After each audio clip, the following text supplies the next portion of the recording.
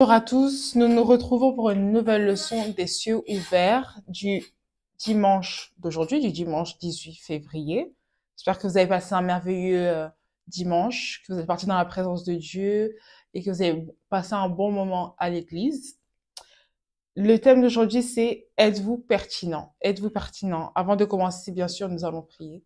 Père éternel, je prie pour te remercier tout d'abord pour ces leçons, pour la façon dont tu utilises ton fils pour nous donner ces leçons.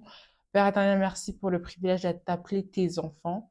Père éternel, je prie qu'à la fin de cette leçon, lorsque nous faisons une évaluation de nous-mêmes, nous puissions nous trouver pertinents. Et si ce n'est pas le cas, Père, je prie que tu nous aides à être pertinents pour ton royaume, pour ton œuvre, surtout en ces temps de la fin où tu recherches des ouvriers parce que la moisson est grande. Merci, Père éternel, pour tout ce que tu as fait en janvier, tout ce que tu fais en février. Nous arrivons à la fin de février. Merci, Père éternel, pour tout ce que tu as à faire dans les mois à venir. Accepte merci, mon Père. Au nom de Jésus, j'ai prié. Amen. Le verset de mémoire de notre leçon aujourd'hui, qui a pour titre Êtes-vous pertinent, est Actes des Apôtres 6, 5. Actes des Apôtres 6, 5 qui dit cette proposition plut à toute l'assemblée. Ils choisirent Étienne, un homme plein de foi et d'Esprit Saint, Philippe, Procore, Nicanor, Timon, Parménas et Nicolas, prosélytes d'Antioche. Je pense qu'il est pertinent de lire les versets précédents parce que là, on ne comprend pas tout à fait quelle proposition plut à l'Assemblée et pourquoi ces hommes-là ont été choisis. Alors, je vais lire Acte 6, 1 à 4 qui dit, à cette époque-là, alors que le nombre des disciples augmentait, les hellénistes murmurèrent contre les Hébreux parce que leurs veuves étaient négligées lors des distributions quotidiennes. Les 12 convoquèrent l'ensemble des disciples et dirent, il ne convient pas que nous délaissions la parole de Dieu pour servir aux tables. C'est pourquoi, frères et sœurs, choisissez parmi vous 7 hommes de qui l'on rende un bon témoignage, remplis d'Esprit Saint et de sagesse, et nous les chargerons de ce travail. Quant à nous, nous continuerons à nous consacrer à la prière et au ministère de la parole. Ce qu'on apprend de ce passage, c'est que les, euh, les hellénistes, ils cherchaient, ou les Hébreux, dans ce passage, cherchaient des hommes qui étaient remplis d'Esprit Saint et de sagesse et qui avaient un bon témoignage, afin de les charger de la tâche de s'occuper des tables pendant que eux se chargent de la prière. Donc, de ce verset, on peut déjà dire que Étienne ainsi que Philippe et tous les autres hommes qui ont été mentionnés dans notre verset de mémoire, verset 5, étaient des hommes à qui on a rendu un bon témoignage, remplis d'Esprit Saint et de sagesse. Est-ce que lorsqu'on cherche ce type de personnes, ce type de profil dans l'assemblée de Dieu, est-ce que mon nom peut être mentionné? C'est la question déjà qu'on peut se poser à partir de ce passage. Est-ce qu'on peut dire de moi que je suis rempli d'Esprit Saint? Est-ce qu'on peut dire de moi que je suis rempli de sagesse?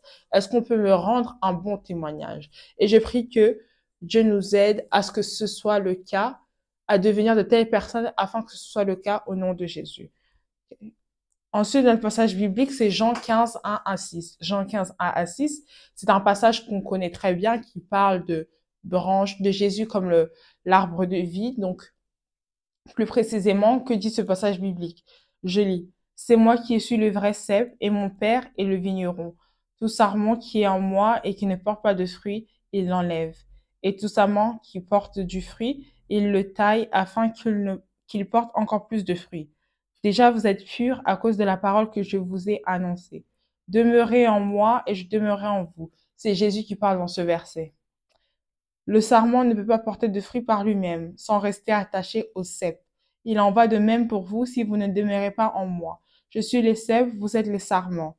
Celui qui demeure en moi et en qui je demeure porte beaucoup de fruits.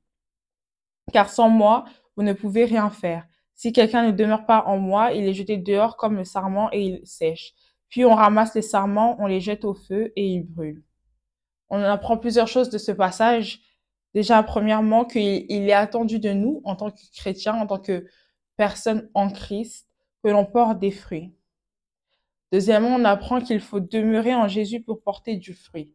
Parce que Jésus a dit, demeurez en moi. que sans moi, vous ne pouvez pas porter du fruit. Troisièmement, on apprend que c'est Jésus le cep et c'est à lui que l'on doit rester attaché. Parce que ne pas rester attaché à lui a des conséquences, comme on voit dans la fin de ce passage qui dit, si quelqu'un ne demeure pas en moi, il est jeté dehors. Que nous ne puissions pas être jetés dehors au nom de Jésus, mais que Dieu nous donne la grâce de demeurer en Jésus afin de porter des fruits pour son royaume, pour sa gloire, pour l'avancement de son œuvre au nom de Jésus. Passons donc au message. Notre Père spirituel nous dit, il y a différents types de personnes dans le personnel de l'Église aujourd'hui.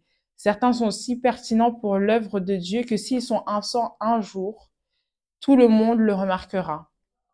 Il y a d'autres personnes, cependant, qui ne font presque rien, même dans le ministère où elles prétendent fonctionner. Pire encore, il y a des gens qui font partie de la main-d'œuvre sur papier, mais physiquement, ils sont introuvables. Donc là, on compare les différents types de personnes dans l'Église et c'est un moment pour nous de nous évaluer nous-mêmes. Est-ce qu'on fait partie de ceux qui appartiennent à un groupe, mais nous ne faisons rien dans ce groupe? Est-ce que nous sommes de ceux qui appartiennent à un groupe sur papier, mais physiquement, nous ne sommes jamais présents? Ou est-ce que nous faisons partie de la catégorie qui, lorsque nous sommes absents, les gens le remarquent parce que nous sommes pertinents, parce que nous aidons à ce que le service se déroule comme il doit se dérouler. Ils assistent à peine aux réunions. Donc, le troisième groupe, ceux qui font partie de la manœuvre sur papier, mais physiquement, ils sont introuvables. On nous dit là qu'ils assistent à peine aux réunions ouvrières pour ne pas parler de travailler réellement pour Dieu. Donc, non seulement ils participent rarement aux réunions, mais si on parle de travailler réellement pour Dieu, ça, on ne peut pas les trouver là-bas. Je ne sais pas à laquelle de ces catégories vous appartenez, mais comme j'ai dit, on doit s'évaluer nous-mêmes. Mais si vous n'êtes pas actif au point que les gens peuvent facilement remarquer votre absence, alors vous devez faire mieux, parce que nous devons être pertinents dans le royaume de Dieu.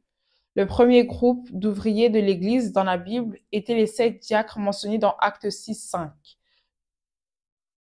que nous avons lu, qui dit, cette proposition plut à toute l'assemblée, ils choisirent Étienne, un homme plein de foi et d'Esprit Saint, Philippe, Procor, Nicanor, Simon, Barnéas et Nicolas, un non-juif d'Antioche converti.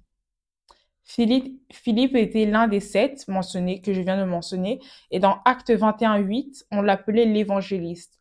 La Bible l'appelait spécifiquement l'évangéliste, ce qui signifie qu'il aurait eu un évangéliste ou quelques évangélistes, mais il était l'évangéliste. Il n'est pas seulement un évangéliste, mais il était l'évangéliste. De plus, le passage se référait à lui comme étant l'un des 7 pour nous rappeler qu'il était l'un des 7 diacres qui ont été choisis. Parce que tout comme Étienne, il était rempli d'Esprit Saint et de sagesse et on a rendu un bon témoignage de Philippe. Cependant, à part Étienne et Philippe, nous n'avons jamais entendu parler du reste. Un de mes petits-enfants m'a demandé un jour, notre père spirituel nous dit là, grand-père, connaissez-vous très bien la Bible? J'ai dit oui, puis elle m'a demandé qui est Procor. J'ai dit, je ne le connais pas. Elle a dit, et Timon? J'ai dit, tu veux dire Simon? Et elle a répondu, non, Timon. J'ai répondu, je ne connais pas Timon non plus. Puis elle a dit, Procor et Timon ont été ordonnés diacres avec Étienne et Philippe. J'ai dit, est-ce vrai que Dieu ait pitié de Procor? Je connais Étienne, je connais Philippe, mais ce Procor, qu'a-t-il fait qui mérite d'être remarqué? Donc là, malgré que ces gens-là, parmi les 7 personnes qui ont été mentionnées là, malgré qu'ils ont été mentionnés, on se souvient seulement de Étienne et Philippe. Je suis sûre que vous, comme moi personnellement, je n'ai jamais entendu parler de ces hommes-là, à part Étienne et Philippe. Et pourquoi? Ces diacres est-ce qu'ils étaient aussi pertinents que Étienne et Philippe? Je ne pense pas. Sinon, ils auraient été mentionnés ailleurs dans la Bible, tout comme Étienne ou Philippe. Dans le même ordre idée, lorsque votre nom est mentionné dans votre assemblée locale, les gens peuvent-ils reconnaître les choses que vous faites qui méritent d'être remarquées? Mais bien sûr, on ne dit pas là qu'on doit faire des choses pour être remarqué, mais on doit faire des choses pertinentes. On doit être pertinent. On doit être pertinent au point que si on ne fait pas certaines choses, les gens vont le remarquer, que notre absence soit sentie par les autres. Cela ne veut pas dire que vous devez essayer de montrer à tout le monde que vous travaillez. comme je viens de le dire. Cependant, votre impact doit se faire sentir dans le département où vous choisissez de travailler. Par exemple, si vous êtes dans le département de salubrité publique, tout le monde doit savoir que si vous êtes présent, l'église sera toujours d'une propreté étincelante. Et cela rend un bon témoignage de vous parce que cela signifie que vous faites bien votre travail, que vous êtes quelqu'un sur qui on peut compter, que vous êtes quelqu'un qui ne le déçoit pas lorsqu'il s'agit du travail qu'il a à faire, de la mission qu'on lui a confiée. Alors, vous devez vous assurer de bien faire votre travail, être pertinent. Et la Bible dit même, tout ce que vous faites, faites-le comme si vous le faites pour le Seigneur. Que Dieu nous aide au nom de Jésus.